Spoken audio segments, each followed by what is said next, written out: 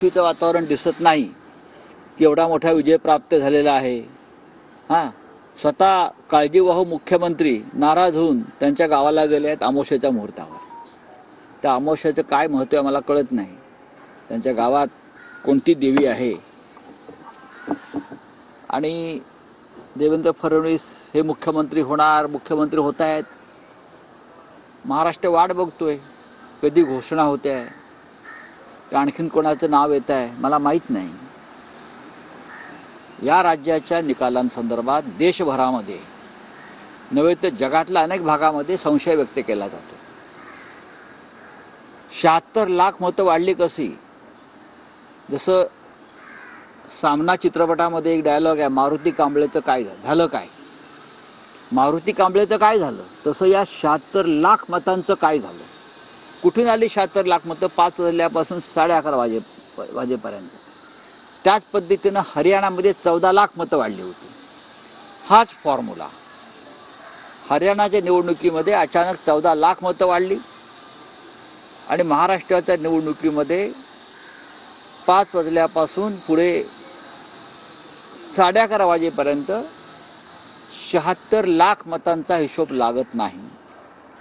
ही 76 लाख मतं जी अचानक वाढली, ही 76 लाख मतंच ही जी महायुती नावाचा जो काय प्रकार आहे त्यांच्या विजयाचे शिल्पकार आहेत। लाडकी बहीण अमुक तमुक यात काय तथ्य नाही। 76 लाख मतं कुठून आली? नाना पटोले यांचा प्रश्न आहे, तो आमचाही प्रश्न आहे। रात्री 11:30 वाजेपर्यंत कुठे मतदान सुरू होतं रांगा लावून? रात्री 11:30 वाजेपर्यंत जो आकडा दिला शेवटी, कुठे होतं मतदान चालू? दाखवा, निवडणूक आयोगाने दाखवावं की ह्या भागामध्ये मतदान सुरू होतं। कोण करत होतं मतदान रात्री 11:30 वाजता? हरियाणामध्ये 14 लाख मतं वाढली आणि भारतीय जनता पक्षाचा विजय झाला। महाराष्ट्रात 76 लाख मतं वाढली आणि हे जे काय आहे प्रकरण महाविकास आघाडी त्यांचा पराभव झाला आणि महायुतीचा विजय झाला। हा विजय खरा नाही। बाबा आढाव आणि त्यांच्यासह असंख्य लोक आंदोलनामध्ये उतरलेले आहेत। हळूहळू महाराष्ट्र त्यात सहभागी होईल। या राज्यातली लोकशाही धोक्यात आहे, या राज्यातली समाज व्यवस्था धोक्यात आहे, या राज्यामधली निवडणूक यंत्रणा ही भ्रष्ट झालेली आहे आणि 95 वर्षाचे बाबा आढाव हे पुण्यामध्ये गेल्या 2 दिवसापासून आत्मक्लेश आंदोलन करत आहेत। आज मला असं वाटतं माननीय शरद पवार साहेब त्यांना भेटायला चालले, इतरही नेते दिल्लीतून जातील, पण हे चित्र अत्यंत गंभीर आहे, महाराष्ट्राला कलंक लावणार आहे। राऊत साहेब, देवेंद्र फडणवीस यांचं नाव मुख्यमंत्रीपदासाठी नक्की झालंय। 5 तारखेला आझाद मैदानात शपथविधी होतो आहे अशी ही माहिती समोर येते। नाही, अशी माहिती बरेच दिवस समोर येते, पहिल्या दिवसापासून माहिती समोर येते, पण तो दिवस काय, तो सूर्य काय उजाडत नाही अजून। 5 तारखेला अजून हा महिना संपायचा आहे, मला माहिती असेल।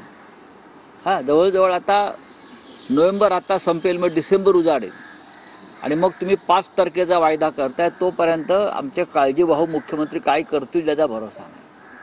माझ्या माहितीप्रमाणे ते मनानं खचलेले आहेत, ते अस्वस्थ आहेत, त्यांचं मानसिक आणि शारीरिक स्वास्थ्य बिघडलेलं आहे। याला जबाबदार कोण? त्यांची प्रकृती बिघडली असेल तर ती का बिघडली आहे? त्यांना काही शब्द देऊन कोणी फिरवला आहे का? असे अनेक गमतीशीर विषय सध्या चर्चेला आहेत।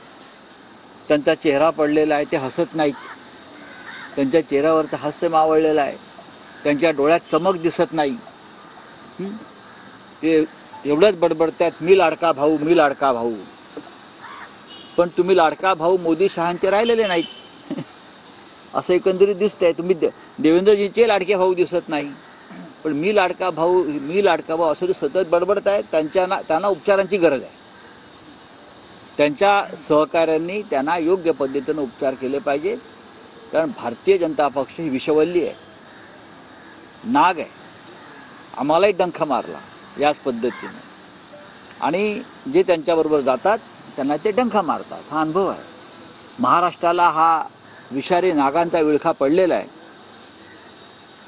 तो आता कसा सोडवायचा लोकशाही मार्गानं ते आम्ही पाहू. राऊतसाहेब, आणि